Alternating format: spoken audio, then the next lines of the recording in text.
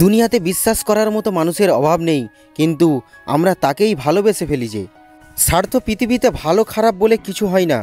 তুমি যার মন রাখতে পারবে তার কাছে ভালো, আর যার মন রাখতে পারবে না তার কাছেই খারাপ। এটাই বাস্তব। মানুষ তার জীবনের ভুলগুলো তখন বুঝতে পারে যখন একটি ভুলের কারণে জীবন থেকে অনেক কিছু হারিয়ে যায়। যারা আঘাত পেয়ে উঠে দাঁড়ায় তারাই একদিন জীবনে অনেক কিছু করে দেখায়। সুখের সঙ্গে টাকার কোনো সম্পর্ক নেই, টাকা শুধু চাহিদা মেটায়। সব সুখ যদি টাকা দিয়ে পাওয়া যেত তাহলে ভালোবাসাটাও দোকানে বিক্রি হতো। জীবন হলো জ্ঞানীর কাছে একটি উপহার, বোকার কাছে একটি নাটক, ধনীর কাছে একটি খেলা এবং গরিবের কাছে একটি সংগ্রাম। নিজের বাড়ি ভালো হোক কিংবা খারাপ হোক, নিজের বাড়ির মতো শান্তি কোনো রাজপ্রাসাদেও পাওয়া যায় না। বাইরের চেহারা দেখে কাউকে বিচার করা ঠিক নয়। হতেই পারে সুন্দর পোশাকের পিছনে একটি নোংরা মন আছে, আবার নোংরা পোশাকের পেছনে একটি সুন্দর মন আছে। পারফেক্ট সময় আসবে এটা ভেবে বসে থাকবে না। খারাপ সময়গুলোকে নিজে থেকে পারফেক্ট বানাও, তাহলে দেখবে জীবনে কখনো কোনো কষ্ট থাকবে না। কখনো কখনো গুরুত্ব বোঝাতে দূরত্বের প্রয়োজন হয়। 2 দিন চ্যাট করে ভেবে নেবেন না সে সারা জীবন এমনভাবেই কথা বলবে। এটা ফেসবুক, এখানে সবাই সময় কাটায়, তারপর নতুন কাউকে পেলে ভুলে যায়। অদ্ভুত এক সময় আছি আমরা।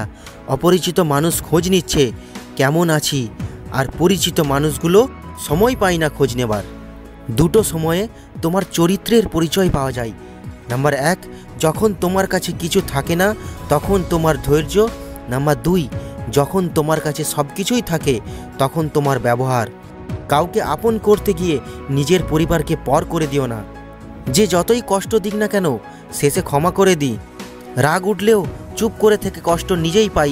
একটুতেই খারাপ লাগলেই অভিমান হয়। কাউকে বলি না, কাউকে খারাপ ভাবতেও পারি না, ভাবলেও মত পাল্টে ফেলি। যখন জীবন তোমাকে কাঁদানোর জন্য শত কারণ দেখাবে, তখন তোমার জীবনকে তুমি বুঝিয়ে দাও যে তোমার কাছে হাসির জন্য হাজারটা উপায় আছে। জীবনে সেই জায়গায় পৌঁছাও যেখানে লোক তোমাকে ব্লক নয় সার্চ করবে।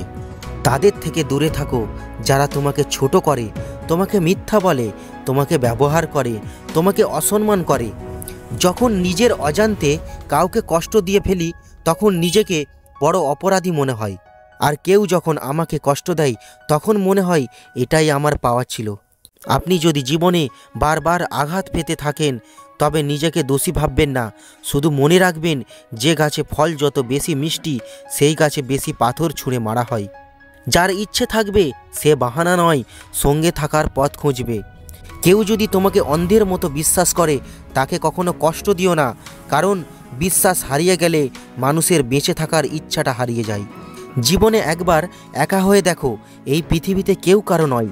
সময়ের প্রয়োজনে সবাই কাছে আসে, কেউ বা স্বার্থের টানে, কেউ বা আবেগের কারণে।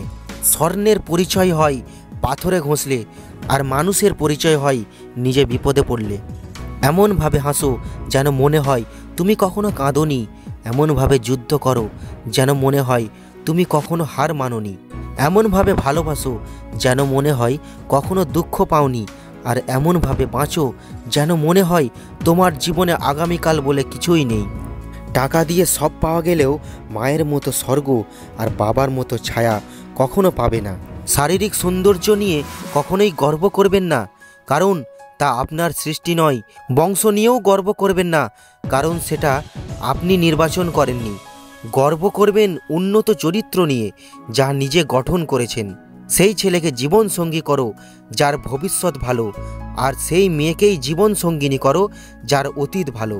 কেউ যদি আমার খারাপ চায় তবে সেটা তার কর্ম। আমি কারো খারাপ চাই না, এটা আমার ধর্ম। ভাগ্য বড়ই নিষ্ঠুর, কখন কাকে কত দূরে নিয়ে যায় বলা যায় না। হাল ছেড়ে দিয়েছো মানেই তুমি হেরে গেছো। জীবন মানেই উত্থান পতন, আর এই উত্থান পতনের লড়াইয়ে যারা টিকে থাকে তারাই জয়ী, তারাই আসল মানুষ।